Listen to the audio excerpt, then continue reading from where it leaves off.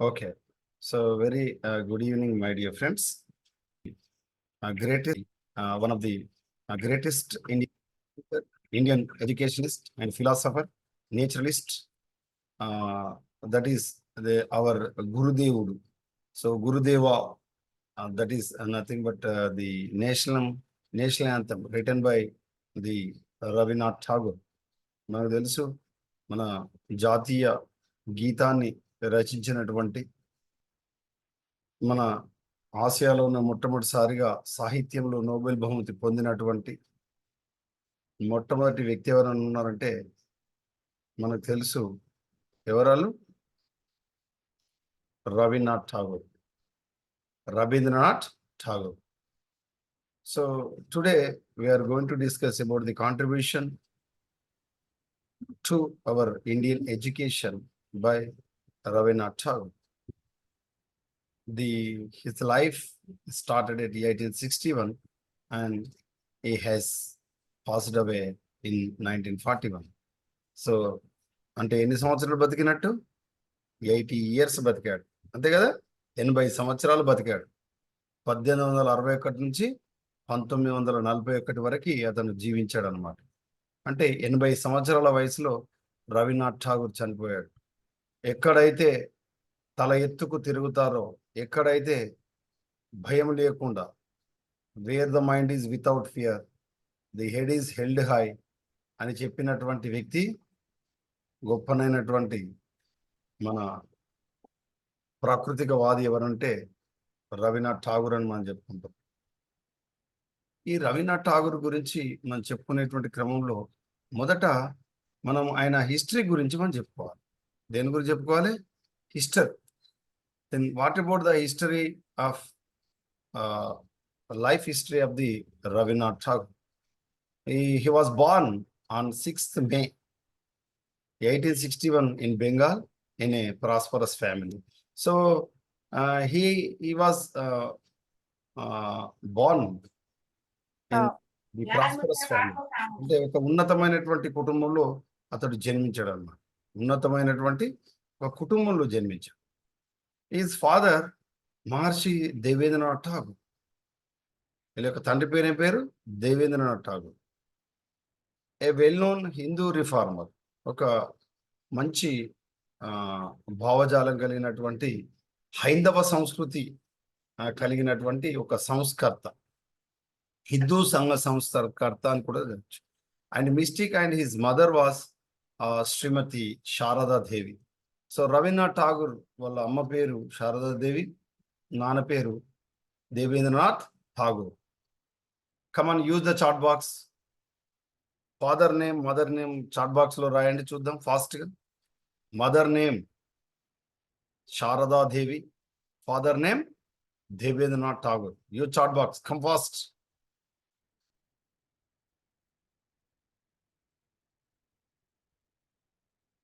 ఇంకా ఎవరు టైప్ చేయలేరు? Good. At primary level, his father provided him education in Sanskrit language, Indian philosophy and astronomy. అంటే రవీంద్రనాథ్ ఠాగూర్కు సంబంధించినటువంటి ప్రాథమిక విద్యా విధానం అంతా కూడా ఎక్కడ జరిగింది అంటే ఏ భాషలో అంటే అక్కడ సాంస్క్రిట్ భాషలో జరిగిందనమాట. ఎక్కడ? సాంస్క్రిట్లో జరిగింది అని మనం చెప్పుకోవచ్చు. అయితే ఈ రవీంద్రనాథ్ ఠాగూర్కు సంబంధించినటువంటి విద్యా ప్రైమరీ ఎడ్యుకేషన్కు సంబంధించి మనం చూసినప్పుడు, in the primary education he learn in Sanskrit language along with Indian philosophy and astronomy. Okay, అంటే భారత తత్వశాస్త్రము, astronomy అంటే ఈ ఖగోళ శాస్త్రానికి సంబంధించినటువంటి విజ్ఞానాన్ని కూడా ఆర్జించాడు. For higher education, he was sent to Bengal Academy, where he is developed an aversion to the prevalent dull, rigid and dull education. ఎప్పుడైతే ఉన్నత విద్య కోసం ఈ బెంగాల్ అకాడమీకి పంపడం జరిగిందో, కొంత విద్య మీద వ్యతిరేకమైనటువంటి భావజాలం, కొంత రిజిడ్గా ఉండేటువంటి అంటే క్లిష్టమైనటువంటి ఎన్విరాన్మెంట్ను అతను గమనించడం జరిగింది. He was then sent to England, where he left it and further studied on his own. He gradually started writing in magazines, etc. ఎప్పుడైతే హైయర్ ఎడ్యుకేషన్ బెంగాల్ అకాడమీ తర్వాత ఇమీడియట్ గా అతన్ని ఎక్కడికి పంపించారు? ఇంగ్లాండ్ పంపించారు. He was sent to England, where in he left its ఆయన further studied in his home. అక్కడి నుంచి వచ్చిన తర్వాత మాత్రం మిగతా అంతా కూడా ఇంటి దగ్గరే. ఎక్కడైతే ఇంటి దగ్గర చదవడం ఆపేశాడో ఆ తర్వాత అతడు ఎక్కడికి వెళ్ళిపోయాడు? ఇంగ్లాండ్కి వెళ్ళి.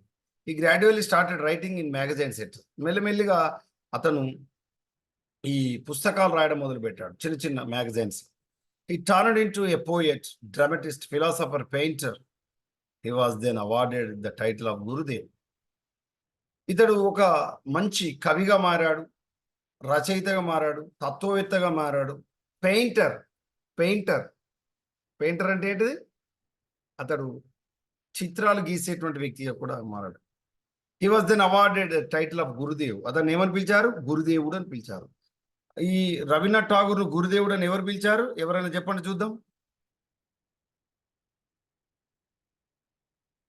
ఎవరు పిలిచారు?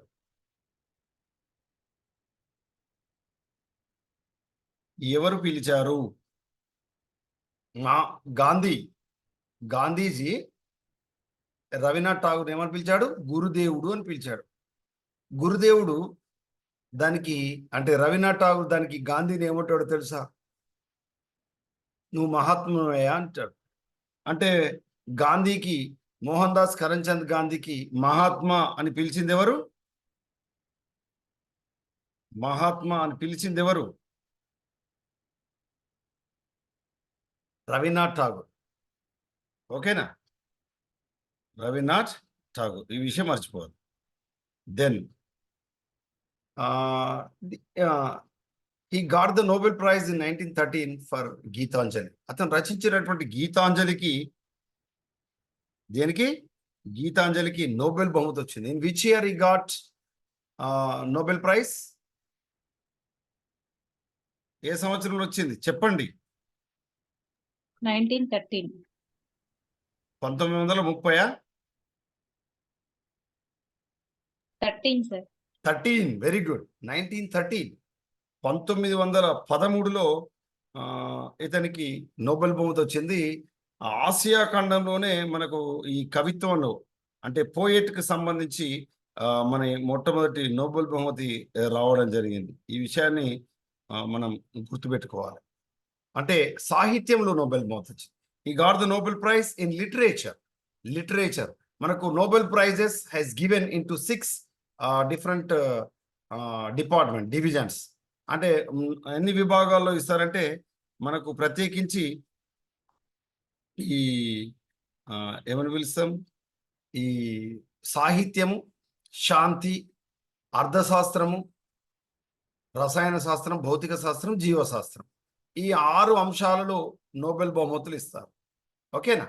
అయితే మొదట 5 అంశాలు ఇచ్చేవారు, తర్వాత 6వ అంశమైనటువంటి అర్థశాస్త్రంలో చివరిసారిగా అంటే 6వ విభాగమైనటువంటి అర్థశాస్త్రం ఎకానమీలో కూడా నోబెల్ బహుమతి ఇవ్వడం అనేటువంటిది జరుగుతుంది.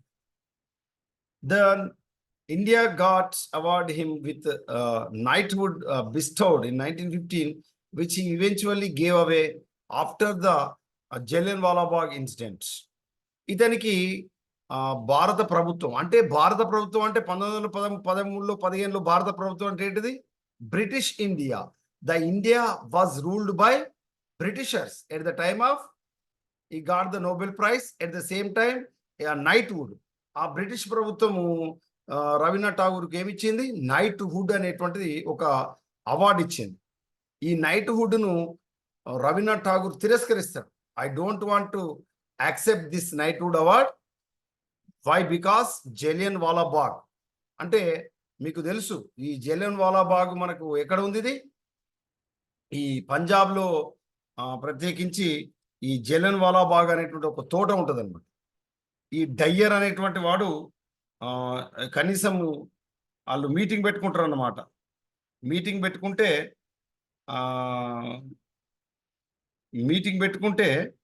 ఆ మీటింగ్ పర్మిషన్ లేదనే కోణంతో ఇమీడియట్గా ఏం చేస్తారంటే అక్కడికి వెళ్ళిపోయి వాళ్ళందరినీ షూట్ చేయడం జరుగుతుంది. కొద్దిమంది ప్రాణాలు రక్షించుకోవడం కోసం ఆ బావిలో దుంకుతే ఆ బావిలో అందరు శవాల కుప్పలైతే వెళ్తారు. ఒకళ్ళ మీద ఒకళ్ళు పడితే ఎంతమందిని బతుకుతారు? ఎవ్వరు బతకలేరు. చిన్న పిల్లలు కూడా విడిచిపెట్టలేడు. ఆ గోడలకు తూటాలు తగ్గితే ఆ తూటాల దగ్గర ఇట్లా రౌండప్ పెట్టేసి జలియన్ వాలా బాగులో ఇప్పటికీ కూడా ఇది ఆ గుర్తులను అక్కడ ఉంచడం జరిగింది, జలియన్ వాలా బాగ్. ఆ జలియన్ వాలా బాగ్ దురాగతానికి డయ్యర్ అనేటువంటి ఇంగ్లీష్ వాడు కారకుడయ్యాడు. కాబట్టి ఆ జలియన్ వాలా బాగ్ దురంతానికి నేను బాధతో ఈ నైట్వుడ్ అవార్డును రిజెక్ట్ చేస్తున్నానని చెప్పేశాడు. తీసుకోలేడు, ఇచ్చి వేసిండు, తీసుకున్నా కానీ ఇచ్చేసిండు అనమాట. He established Vishwa Bharati on 22nd September 1921. Actually, he was established Shanti Niketan, the education institution, in a natural setting. అంటే సహజమైన వాతావరణంలో, in natural setting, education should be studied in natural setting, in the open air condition, in the shadow of the trees or under the trees, in the natural setting. Among the four walls, he does not accept. He only accepted naturalistic way. He accept ప్రకృతిలోనే నేర్చుకోవాలి, అంటే మన పరిసరాల ద్వారా నేర్చుకోవాలంటాడు ఎవరు, Rabindranath Tagore. So that's why ఈ established in 1901, అంటే 1901లో శాంతినికేతన్ స్థాపించాడు. సార్ మీరు శాంతినికేతన్ అంటుంటే ఇక్కడ విశ్వభారతి ఉంది అంటాడు. Remember my dear friends, in 1901 what he was established in earlier, that is Shantiniketan, now it is turned into Vishwa Bharati University in our India. So ఎవరైతే 1901లో శాంతినికేతన్ స్థాపిస్తాడో రవీంద్రనాథ్ ఠాగూర్, 1921లో ఆ శాంతినికేతన్ పేరునే విశ్వభారతి యూనివర్సిటీగా మార్చేశారు. దేని విధంగా విశ్వభారతి విశ్వవిద్యాలయంగా మార్చేయడం అనేటువంటిది జరిగింది. Remember. And whose aim was created synthesis of the East and West. He died in 1941. 1941లో, అంటే after 20 years of established of the Visvabharati university, ఈ విశ్వభారతి విశ్వవిద్యాలయం ఏర్పాటు చేసిన 20 సంవత్సరాల తర్వాత రవీంద్రనాథ్ ఠాగూర్ తన 80వ ఏట, in 80 years age, he died in 1941. He passed away in 1941. Then what about his work? What about his work? What about the work of the Rabindranath Tagore? Poetry. Tagore's poems are varied in style and subject matter. Tagore's poetry became most innovative after his exposure to rural Bengal's folk music. మీరు ఎందుకు బెంగాల్ ఎందుకు ఇట్లా ప్రాముఖ్యత అంటే, remember my dear friend, during the British rule at the time, so West Bengal is one of the most affected area in all over the India. So that's why the movement, national movement, has also observed in West Bengal. Okay, Kolkata ప్రాంతం కావచ్చు, పశ్చిమ బెంగాల్ ప్రాంతం. అయితే అక్కడ బెంగాల్లో ఉండేటువంటి ఆ జానపద ఏది మ్యూజిక్ సంబంధించి ఏది రూరల్గా ఉన్నటువంటి ఆ బెంగాల్ మ్యూజిక్ సంబంధించినటువంటిది ఎక్కువ రాయడం జరిగింది. తర్వాత Gitanjali is most known collection winning Nobel Prize. This collection replicates the true Indian philosophy in all its glory. So భారత తత్వజ్ఞానం, భారత వైజ్ఞానిక అంటే సాహిత్యం ఒక బహుమతి, నోబెల్ బహుమతిని పొందగలిగే స్థితిలో ఉందని గీతాంజలి ద్వారా, దేని ద్వారా, గీతాంజలి ద్వారా, collection of poems. Remember my dear friends, Gitanjali ద్వారా రవీంద్రనాథ్ ఠాగూర్ నోబెల్ బహుమతి పొందడం అనేటువంటిది జరిగింది 1913లో. సో మొట్టమొదటి భారతరత్న కూడా రవీంద్రనాథ్ ఠాగూర్. ఈ విషయం మర్చిపోవాలి, మనకు తెలుసు. ఇది రవీంద్రనాథ్ ఠాగూర్ యొక్క గీతాంజలికి సంబంధించిన cover page. Then after poems he wrote a number of novels, especially 8 novels has written, and 4 novels such as Gora Chaturanga, then Shishir Kobita, Char Udhay, Nauka Dubi, and The Home and the World, Ghare Bhairte, and storybooks. He also written storybooks, and the Tagore composed some beautiful stories which are worthy to read. The Hungry Stones is one of the most important. Remember, Hungry Stones storybook is written by Rabindranath Tagore. Then Kubuli Wala is another storybook which depicts the friendship of a fruit seller from Kabul and little mini instead of their age difference. So Kabuli Wala. It is a story book. The first one is The Hungry Stones. The second story book of Rabindranath Tagore was Kabuli Wala. Means the friends of the fruit sellers from Kabul and little mini instead of their age difference. Then book of plays, కొన్ని నాటికల గురించి కూడా రాయడం జరిగింది. Plays అంటే నాటికలు. Tagore wrote plays like Chitra, the post office. Remember my dear friends, post office one of the greatest play. The king of the dark chambers, the king of the dark chambers. Number 1 Chitra, number 2 the post office, number 3 the king of the dark chambers. These 3 are the plays, నాటికలకు సంబంధించి. Then non fictional books అంటే ఈ fictional అంటే ఊహించి రాసేటువంటి, అంటే మనకు ముఖ్యంగా సైన్స్కి సంబంధించినటువంటి స్టోరీస్ ఏవైతే ఉంటాయో, ఇప్పుడు ఏదైతే ఈ పైనుంచి వచ్చి చేరేటువంటి వేరే ఇతర గ్రహాంతర వాసులు, వాటికి సంబంధించినటువంటి ఫిక్షన్స్ ఉన్నాయి. అలా కాకుండా non fictional books Rabindranath Tagore రాశాడు. Tagore wrote many non-fictional books on variety of subjects like Indian history, linguistics, spirituality. His travels, essays, lectures, and letters are compiled in several volumes.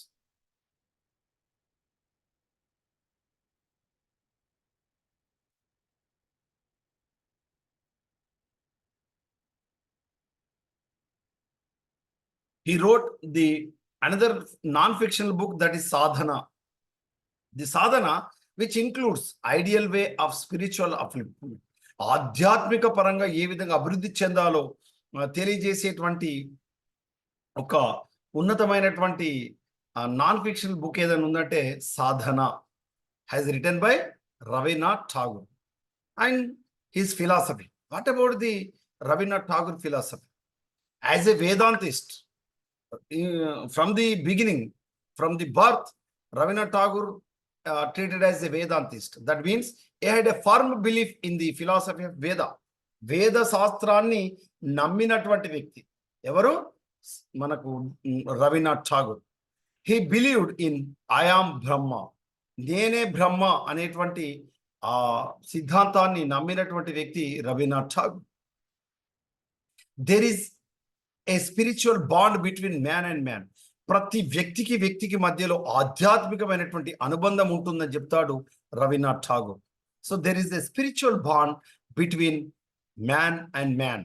మనిషికి మధ్యలో ఆధ్యాత్మిక సంబంధం ఉంటుంది, ఆధ్యాత్మిక రిలేషన్ ఉంటుంది, ఆధ్యాత్మిక బంధం అనేటువంటిది ఉంటుంది, ఆధ్యాత్మిక అనుబంధం ఉంటుందని నమ్ముతాడు Rabindranath Tagore. As an individualist, అంతేకాకుండా ఇటు వ్యక్తికి ప్రాధాన్యత ఇస్తాడు, ఒక గుంపుగా సమూహంగా కాకుండా every individual. He believed in giving right type of freedom to individual. ఒక వ్యక్తికి సాధారణంగా స్వేచ్ఛను ఇవ్వాలి. You should give the freedom each and every individual. So why? Because every individual is unique. అంటే ప్రతి వ్యక్తి మరొక వ్యక్తికి తీసిపోడు, ప్రత్యేకంగా కలిగి ఉంటాడు, ప్రత్యేకతను కలిగి ఉంటాడు, కొత్త లక్షణాన్ని కలిగి ఉంటాడు. So every individual is unique. నువ్వు అద్దంలో చూసుకుంటే నీలాంటి వాడు మరొకడు ఉండడు. నువ్వు నవ్వుతే అద్దం నవ్వుతుంది, నువ్వు ఏడిస్తే అద్దం ఏడుస్తుంది. That's why you are a unique personality. For example, ఇప్పుడు మన దగ్గర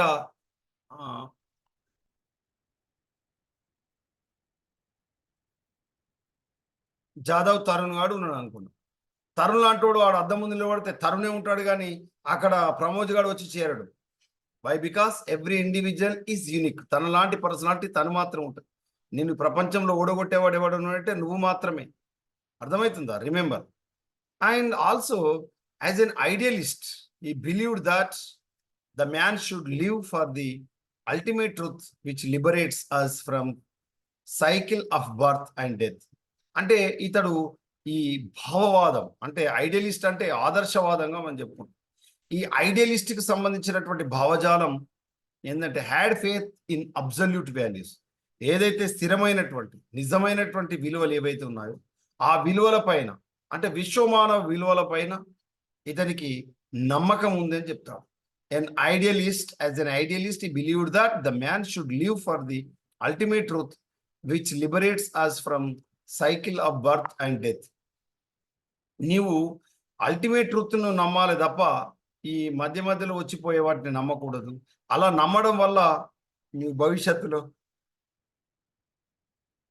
జనన మరణాలు అంటూ ఏవి ఉండవు అని చెప్తాడు. ఎవరు? రవీంద్రనాథ్ ఠాగూర్. ఈ had faith in absolute values. అతనికి ఆధ్యాత్మిక విలువలు, అదేవిధంగా ఈ విశ్వమానవ విలువల పైన ఏది ఇతనికి ఏమని చెప్పుకుంటారు? విశ్వమానవ విలువల పైన నమ్మకం ఉందట. యాజ్ ఎ స్పిరిచువలిస్ట్, ఇతను ఆదర్శవాదే కాకుండా ఆధ్యాత్మికవాది కూడా. He believed that every individual should try to attain spiritual perfection. ఈ ప్రపంచంలో ఉండేటువంటి ప్రతి వ్యక్తులు, ఇండివిజువల్ ఉండేటువంటి ప్రతి వ్యక్తి సైతం అతడు ఏం కావాలంటే అతను ఆధ్యాత్మికతను, పరిపూర్ణమైనటువంటి ఆధ్యాత్మికతను పొందాలి చివరి దశలో అని చెప్తాడు. యాజ్ ఏ హ్యూమనిస్ట్, ఒక మానవ వ్యక్తిగా ఇతడు ఏమని చెప్తాడంటే he preached human brotherhood having faith in fundamental unity of man.